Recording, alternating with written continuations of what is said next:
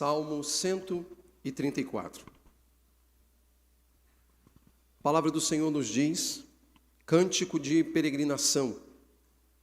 Venham, bendigam o Senhor, todos vocês, servos do Senhor, vocês que servem de noite na casa do Senhor.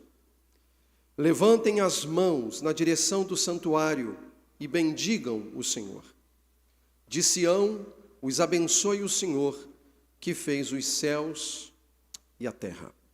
Assentem-se, meus irmãos.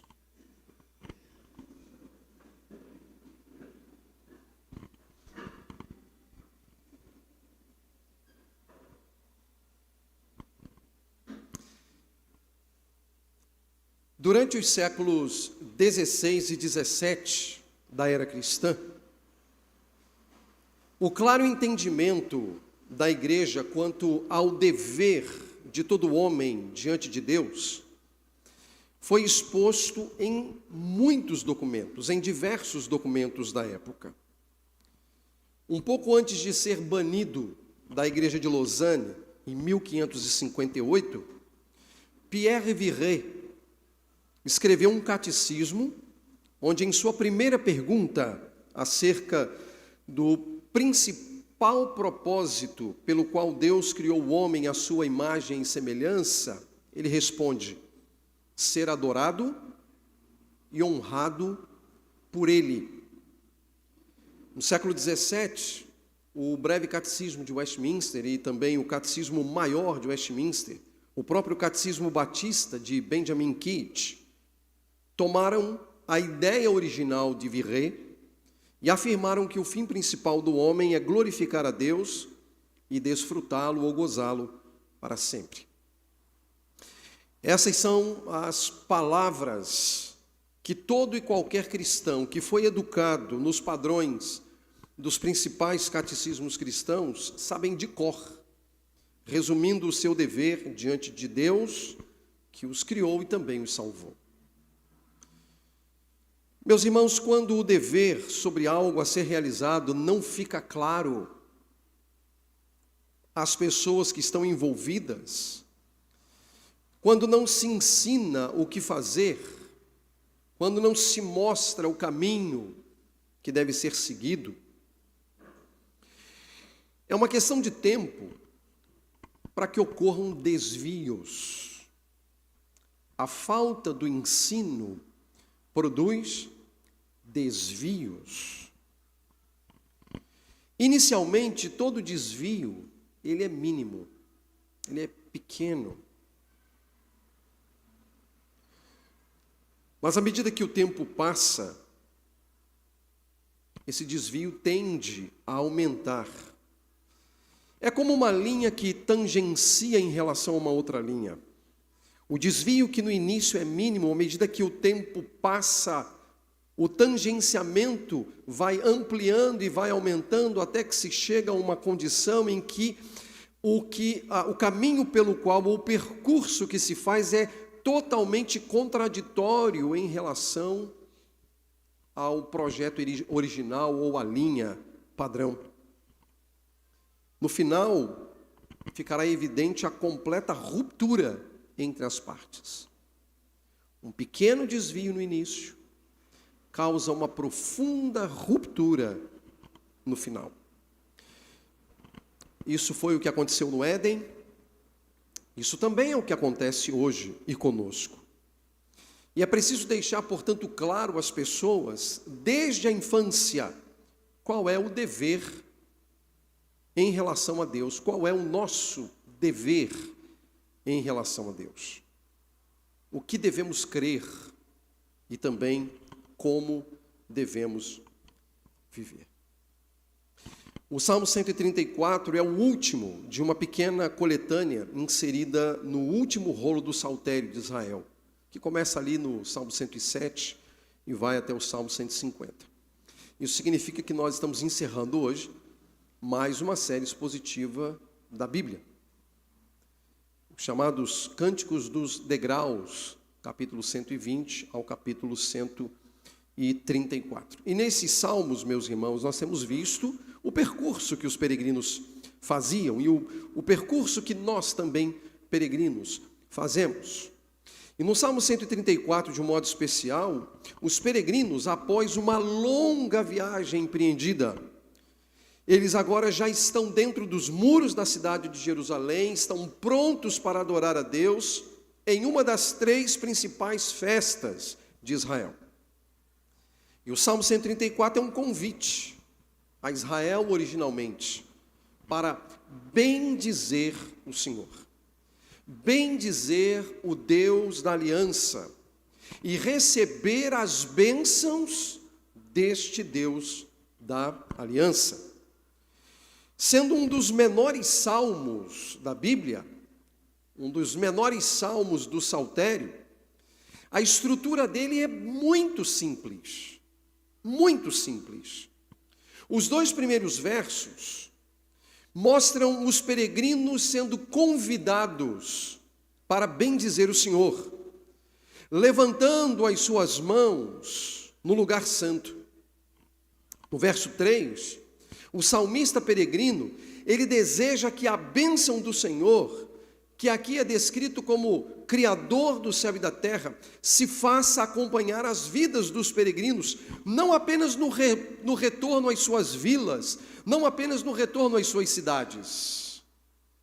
Você vai lembrar do Salmo 121. O Senhor te guardará de todo mal, guardará a tua saída e a tua entrada, desde agora e para sempre. Não apenas nessa ocasião, mas também na preservação da unidade do povo de Israel, como o Salmo 133, que é o salmo anterior, nos mostra. Deus estava empreendendo guardar o seu povo e preservar o seu povo. E meus irmãos, embora seja um salmo bem curto, salta aos olhos a proporcionalidade com que devemos olhar para este texto, a proporcionalidade do uso do nome de Deus. Sim, são 3 versos, mas nesses 3 versos, o nome de Deus aparece 5 vezes, o que é traduzido aqui por Senhor, em caixa alta, na verdade é a tradução do nome de Deus, o nome mais sagrado de Deus, que está lá nas Escrituras, 5 vezes, em 3 versos. Um outro ponto importante é que também, apesar de curto, 3 versos, aqui nós encontramos palavras que estão sob a mesma etimologia, que é ligado ou que está ligada à bênção, a bendizer. Parece ficar evidente pelo Salmo que há uma profunda relação entre o nome de Deus e as bênçãos que procedem de Deus. Não é possível olhar para o nome de Deus neste salmo e não é possível olhar para a bênção divina neste salmo e não ver uma correlação entre eles.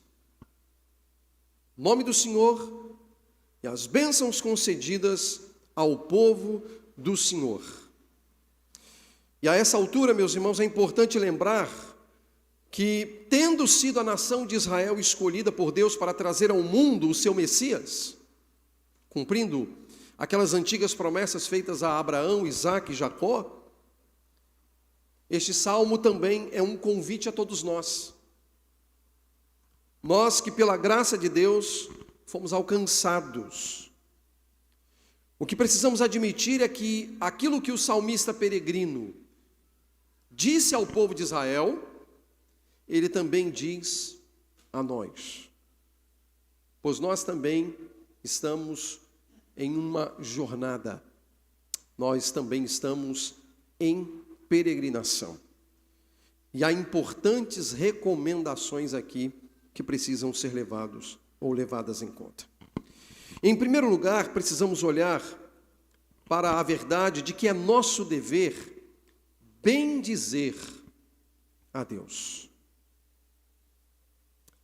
Esse é o primeiro dos deveres do peregrino, ou dos peregrinos. Bendizer a Deus. As palavras iniciais do salmista no verso 1 dizem: venham, bendigam o Senhor todos vocês, servos do Senhor, vocês que servem de noite na casa do Senhor. Observe, meu irmão, minha irmã, que nós estamos diante de uma ordem ou de uma ordem convite dirigida aos servos do Senhor. Eles devem bendizer o Senhor em todo o tempo, mesmo nas horas da noite, enquanto permanecem na casa do Senhor. Sobretudo, meus irmãos, durante as festas, havia os chamados serviços contínuos de culto a Deus. Nessas ocasiões, o nome do Senhor era exaltado por pessoas cujas almas curvavam-se ante a sua glória, ante a sua majestade. E dessa ideia se derivam, inclusive, os verbos bendizer e abençoar, e o próprio substantivo bênção. Considerando, meus irmãos, a linguagem empregada aqui pelo salmista, embora pareça um convite específico a levitas e a sacerdotes, mas toda a nação representada pelos peregrinos presentes ali no Monte Sião deveria devotar a Deus um culto que lhe era devido. A ida a Jerusalém pelos peregrinos não era um evento meramente turístico, mas a parte de uma atitude obediente do povo a Deus. Precisamos recordar, meus irmãos, que a existência e a preservação da nação de Israel passava pela manutenção da unidade de Deus, da unicidade de Deus entre as tribos.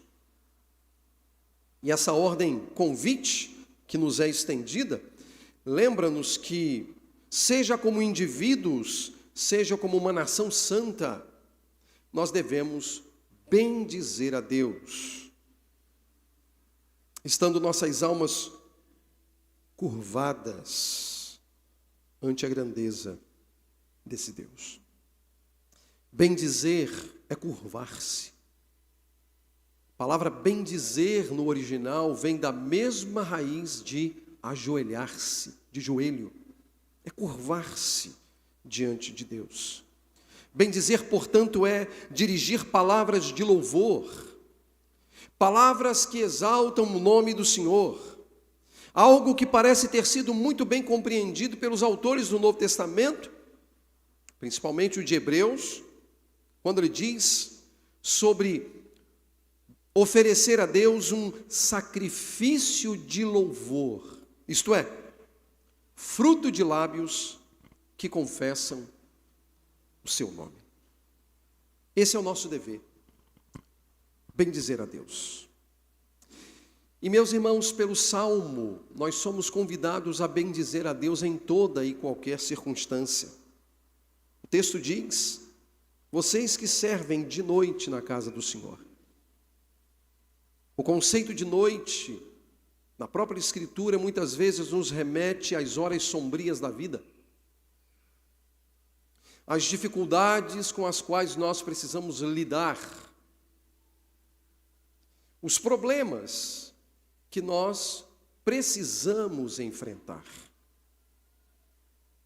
Bendizer é a atitude de alguém ou a atitude de um povo que reconhece, por um lado, a grandeza do seu Deus, mas, por outro lado, a sua necessidade de Deus, a sua carência de Deus, a importância das ações divinas para nos resguardar, para nos fortalecer, para nos encorajar nas horas da noite.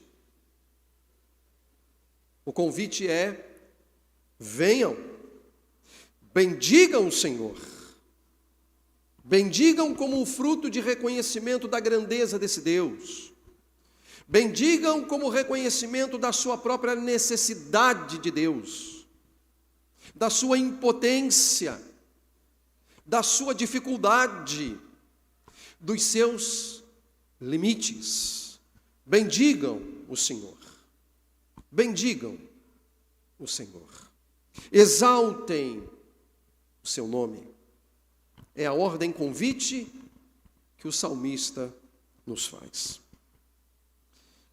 O segundo dever do peregrino encontra-se no verso 2.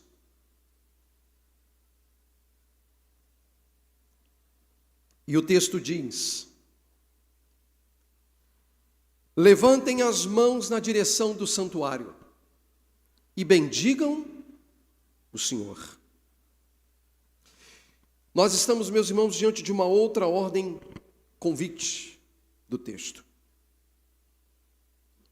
E o outro dever de todo peregrino é o de orar e invocar o seu nome.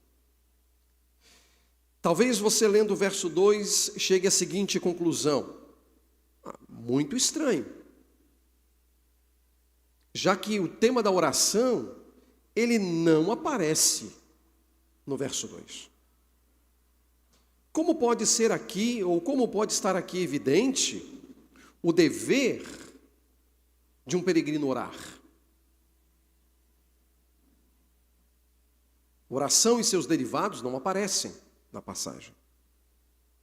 Alguém pode até imaginar que pelo fato de haver aqui a seguinte ordem: levantem as mãos na direção do santuário, é possível que imaginemos que isso aqui esteja fazendo referência à nossa experiência congregacional de enquanto cantamos, erguemos as mãos.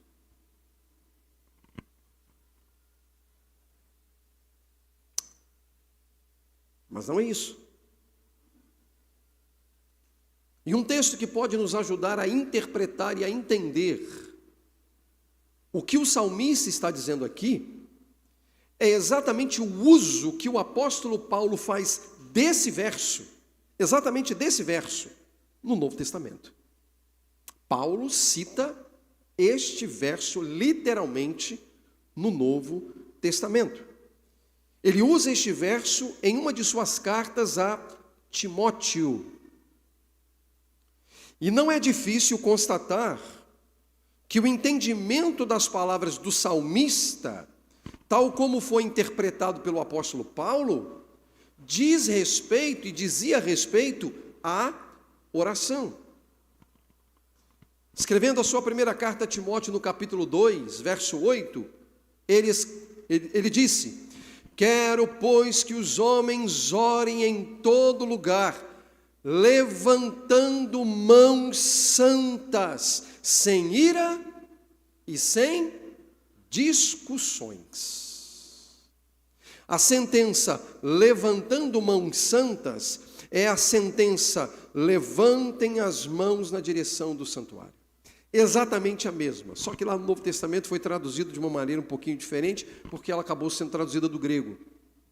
Aqui o texto está no hebraico.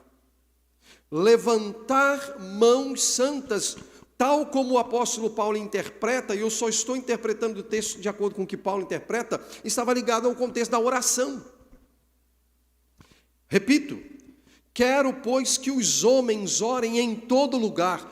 Quero que os homens orem em todo lugar, levantando mãos santas, sem ira e sem discussões. Portanto, essas palavras do apóstolo Paulo faziam parte de uma série de instruções sobre adoração pública, no capítulo 2 de 1 Timóteo. E ele toma como base um verso do Salmo 134. O que está dito aqui é que durante o ato de bendizer o Senhor, as mãos deveriam ser erguidas como expressão de um coração que se curva diante de um Deus e que está vinculado aos demais que buscam a Deus. Por que digo isso? Porque Paulo diz: orem em todo lugar, levantando mãos santas, sem ira e sem discussões. Ora, o conceito de ira e discussão pressupõe relacionamentos. Portanto, é algo que dizia respeito a Deus, mas que também dizia respeito ao próximo.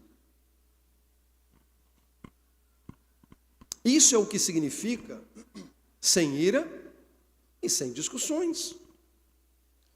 E aí, retomando as palavras do Salmo 133, exposto aqui no último domingo, a boa e suave unidade apregoada ali deveria ser preservada no meio da nação de Israel, que agora bendiz o nome do Senhor, diante do templo do Senhor, em reconhecimento de sua bondade para com o seu povo.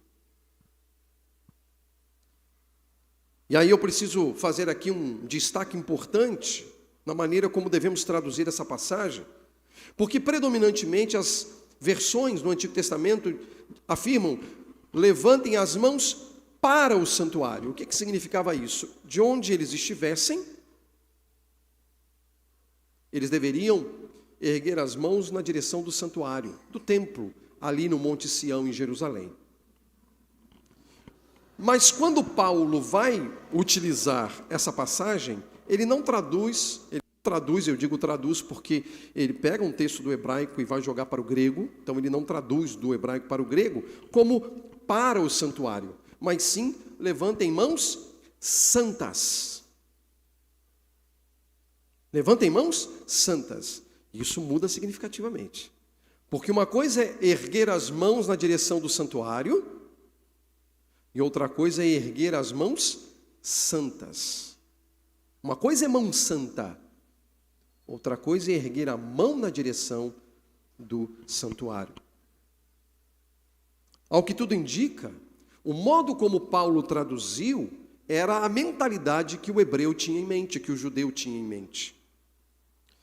E aí, com isso, ele estaria dizendo que essa passagem foi usada por Paulo para estabelecer a necessidade de que todo aquele que se aproxima de Deus, para bem dizê-lo, deve fazê-lo com mãos santas, isto é, não maculadas, não ligadas ao pecado, mas mãos santas, como expressão de um coração santo. Erguer as mãos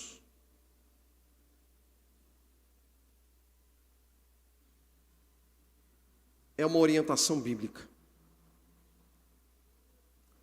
Mas essas mãos precisam ser santas.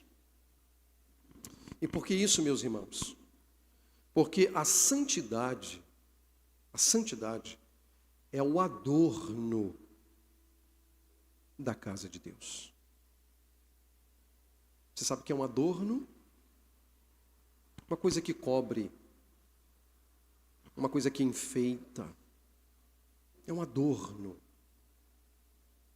A santidade é o adorno da casa de Deus.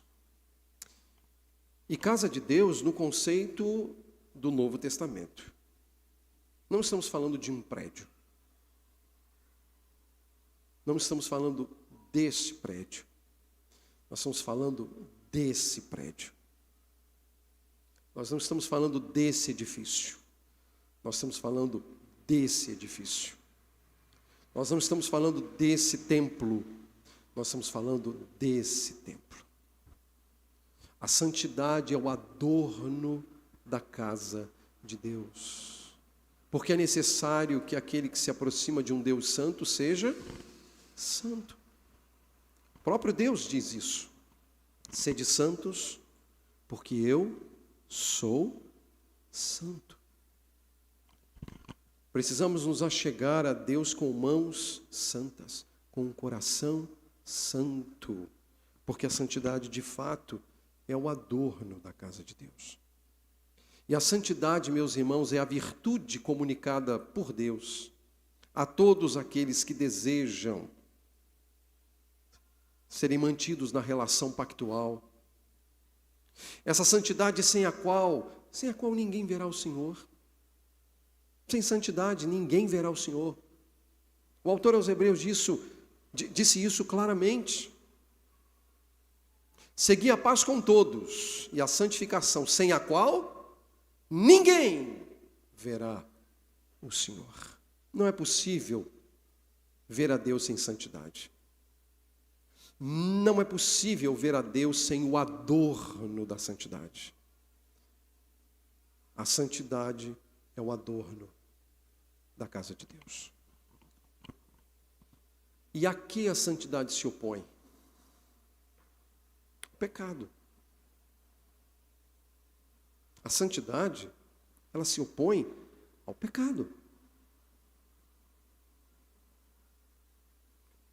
Viver em pecado não é estar adornado da santidade.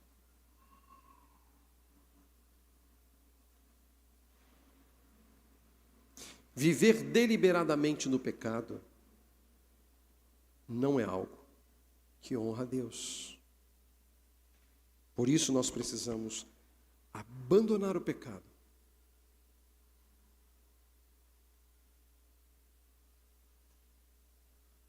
e seguirmos em santidade. Nada menos que isso. Nada menos que isso nos permitirá estar com Deus.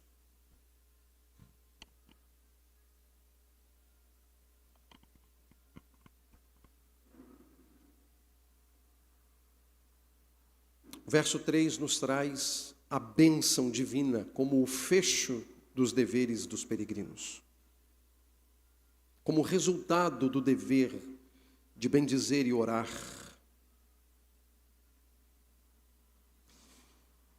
E o texto diz: de Sião os abençoe o Senhor, que fez os céus e a terra. Observe que após o salmista estabelecer os deveres do peregrino, ele revela o sincero desejo de que Deus viesse ao encontro da nação e renovasse a sua aliança com os pais, com Abraão, Isaque e Jacó. O povo que bendizia o seu Deus é agora bendito ou abençoado por Deus, o Criador dos céus e da terra. E por que ele é abençoado? Porque ele bendiz, porque ele se curva e porque ele ora. O adorno da santidade vem por meio da oração. E aqui está, inclusive, a evidência da santidade continuada na vida de uma pessoa em Cristo. Ela ora. Pessoas que não oram não podem reivindicar para si o título de santo. É incongruente. Se há alguém que não se dedica à oração, isso diariamente, não se pode reivindicar o título de santo. Porque uma coisa que a santidade produz no coração é o desejo por Deus. O desejo de estar com Deus. O desejo de falar com Deus. O desejo de viver para Deus. A oração ou a sua ausência na nossa vida tem muito a dizer sobre nós.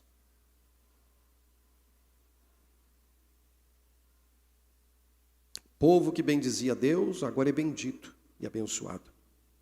Não pode ser diferente, né? Agora eles poderiam retornar seguros de que a aliança entre eles e Deus estava mantida, estava preservada. Ele era o seu Deus e eles eram o seu povo. A pergunta é: de onde, porém, viria essa bênção? Uma vez mais, nos cânticos de peregrinação, nós somos lembrados acerca de Sião. De Sião te abençoe o Senhor, isto é, do lugar do culto devotado a Deus, mediante as ofertas de sangue e intercessão pelo povo, as bênçãos fluiriam sobre toda a nação de Israel. Nas palavras do Salmo 133, seria como o orvalho do Hermon, quando desce sobre os montes de Sião. Ali, o Senhor concede a bênção da vida para sempre. Do culto a Deus, a nação receberia as bênçãos do Senhor. As bênçãos do Senhor. Obviamente que nós não precisamos orar na direção de Jerusalém. Mas a gente não pode esquecer que foi de lá de Jerusalém que surgiu a nossa redenção. Hoje nós não precisamos mais de fazer peregrinações a uma terra chamada Santa, porque Deus procura adoradores que o adoram em espírito e em verdade, e não importa se isso é no Monte Gerizim, se é em Jerusalém ou se qualquer outra cidade do mundo. Não há mais a necessidade de contínuos sacrifícios e derramamentos de sangue para a remissão de pecados, porque o Cordeiro de Deus foi morto de uma vez por todas, Jesus Cristo, nosso Senhor.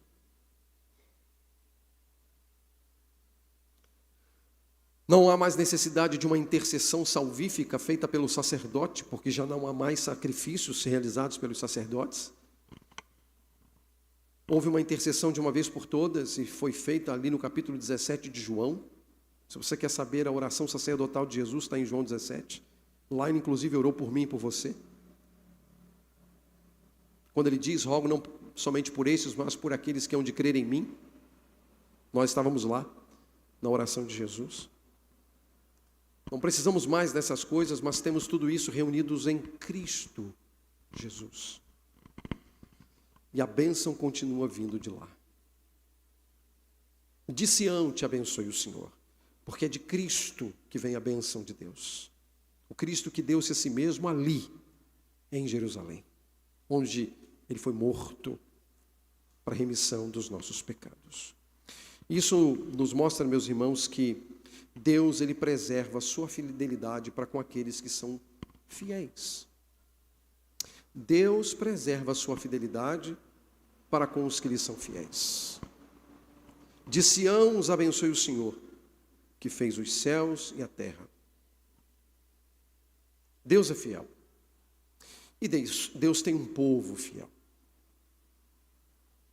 Deus é fiel e ele tem um povo fiel. Um povo que é chamado pelo nome dele, que é identificado com ele. A Escritura diz que o Senhor conhece os seus e aparta-se da iniquidade todo aquele que profere o nome do Senhor. Deus conhece os seus. Os seus não se perderão. Os seus serão guardados. Eles serão preservados. Eles viverão sob a contínua graça do Evangelho. Eles estarão continuamente sob os cuidados do Senhor. Deus é fiel aos fiéis, os que bendizem o seu nome, os que fazem da santidade o adorno da sua vida e da sua casa.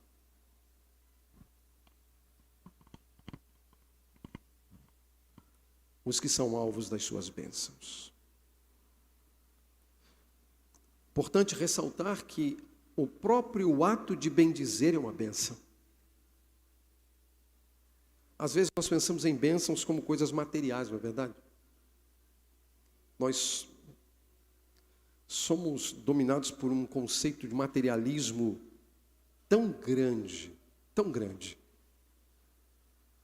que a gente percebe a bênção nas coisas palpáveis. Somos abençoados porque conseguimos coisas. E veja, não há problema algum em conseguir coisas. Não há problema nenhum comprar coisas. Nenhum. Mas quando os nossos olhos entendem que a bênção está apenas nessas coisas, e que não existem coisas mais importantes do que coisas materiais, nós começamos a tangenciar. E aquilo que é um desvio mínimo no início, se tornará uma ruptura enorme no final. O próprio ato de venham, bendigam o Senhor, é uma bênção. É uma bênção concedida pelo Senhor. Concedida por Deus. Meus irmãos, observem, e aí nós precisamos voltar agora a um passado recente. Considerem o percurso que nós fizemos nos últimos meses, enquanto considerávamos e consideramos dominicalmente o cântico dos degraus, ou o cântico das subidas, da ascensão. É possível que alguns de vocês recordem aqui alguns caminhos, não é? Pelos quais os peregrinos passaram. Você pode se recordar das hostilidades enfrentadas por ele, pelas mentiras dos lábios dos ímpios. Você se recorda das dúvidas que os peregrinos enfrentaram, dos temores, dos perigos da jornada. Você pode lembrar também da esperançosa alegria de chegar a Jerusalém e se reunir com o povo de Deus para adorar. Você consegue lembrar das incertezas, das dores que os peregrinos enfrentaram? E por que eu lhes faço essa pergunta? Porque esses cânticos, eles nos revelam a certeza de que quando Deus está na companhia do seu povo, há bênçãos abundantes sobre esse povo. Esses textos nos revelam que a presença de Deus com o seu povo não significa que este povo esteja blindado, impedido de viver tristezas, impedido de ter preocupações, impedidos de viverem dissabores na vida. Meus irmãos, lembrem-se que no percurso de um povo peregrino, que tem a companhia de Deus, há sempre pedras, há maldade, há maledicência, há ataques contra o povo do Senhor. Isso precisa ficar claro para nós. Ter a companhia de Deus não significa blindagem aos perigos e às dificuldades da vida. Nós as enfrentaremos.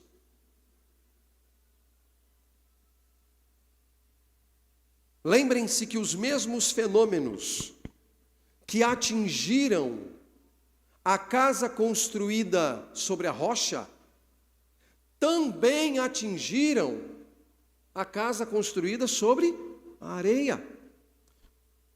Os mesmos. Mas por que uma fica de pé e a outra cai?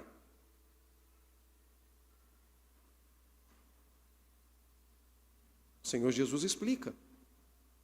Porque uma foi edificada sobre a rocha e a outra edificada sobre a areia. A casa edificada sobre a rocha tem a ver com o povo do Senhor, mas que sofre as mesmas intempéries daqueles cujas casas foram edificadas sobre a areia. Não estamos blindados, mas Deus transforma perigos em bênçãos, incertezas em bênçãos, hostilidades em bênçãos, porque Deus é fiel para com os fiéis. Sempre haverá também um Deus que está conosco e que guarda os passos dos peregrinos para não resvalarem em definitivo. Meus irmãos, termino dizendo que o Senhor Jesus experimentou em alto grau as emoções e os sentimentos vividos por quaisquer outros peregrinos. Ele foi submetido a todas as coisas, mas ele não se curvou diante dessas coisas. Ele não se curvou diante das coisas que desonravam o Pai e que poderiam impedir o cumprimento do plano eterno de sua redenção a um povo que é chamado pelo seu nome. Por isso que Jesus está acima de tudo e de todos. E sendo o amado de nossas almas, deve ser alvo do nosso louvor e da nossa adoração. Com mãos erguidas, santas, para que Ele, Cristo, seja reconhecido entre as nações. Que por meio do povo do Senhor, ao mundo seja dito: venham, bendigam o Senhor, todos vocês, servos do Senhor, vocês que servem de noite na casa do Senhor, levantem as mãos santas e bendigam o Senhor. De Sião, os abençoe o Senhor, que fez os céus e a terra. Amém.